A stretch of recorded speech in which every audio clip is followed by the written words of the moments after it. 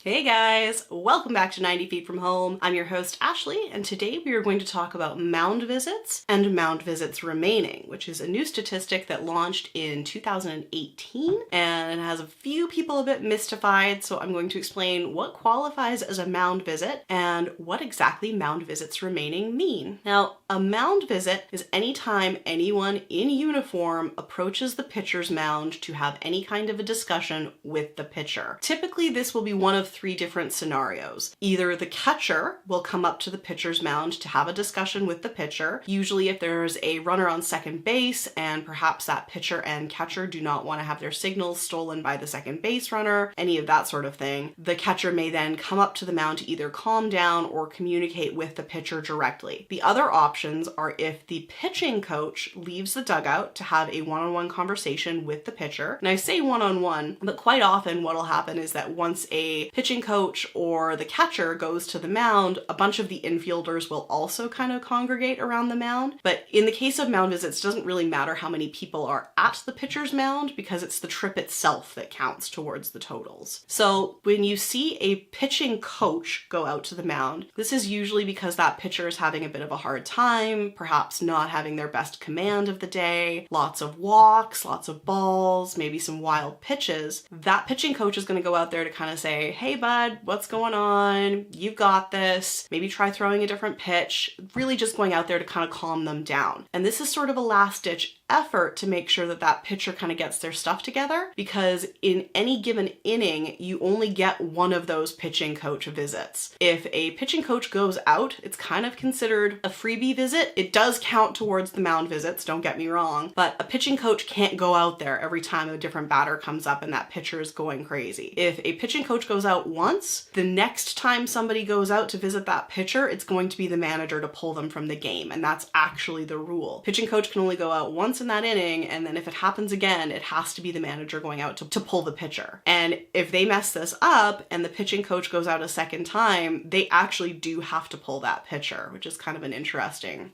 situation. And there really isn't a way around this either. So if a manager or a coach were to go out and speak to either the catcher or an infielder, and then the infielder catcher goes to speak to the pitcher, that also counts as a mound visit. Now, this didn't used to matter quite so much because there was a time when mound visits weren't really counted.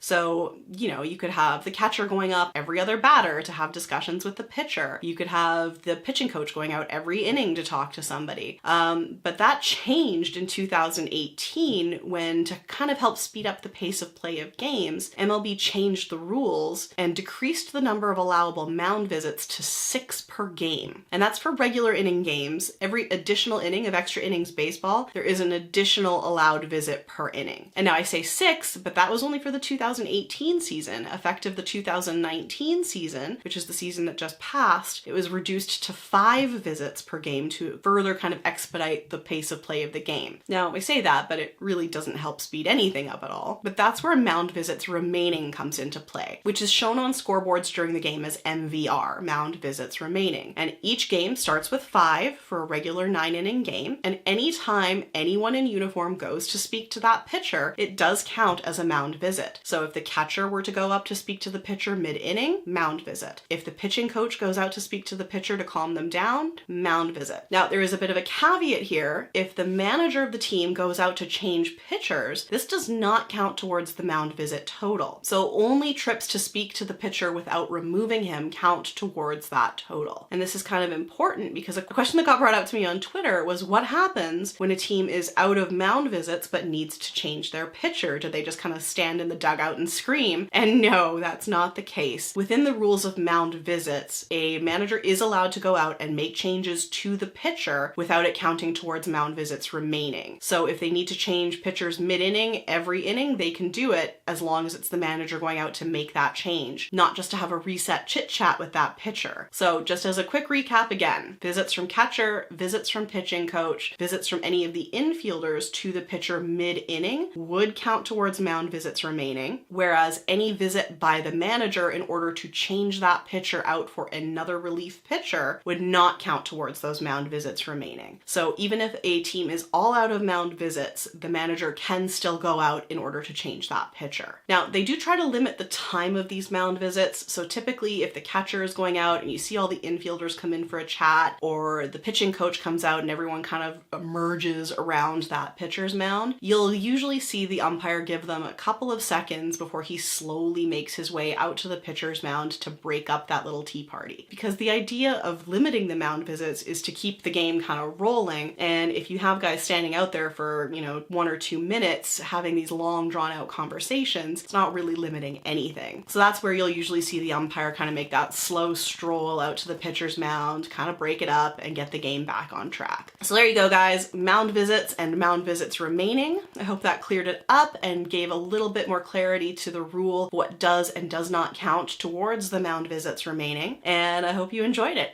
If you did, give it a big thumbs up down below. Remember to hit that subscribe button while you're down there. Ring the bell if you want to be notified every Tuesday, Thursday, and Saturday when a new episode goes live. And of course, you can always follow me on social media where I'm at 90 Feet From Home on Facebook, Twitter, and Instagram. So until next time, guys, we'll see you again. Bye!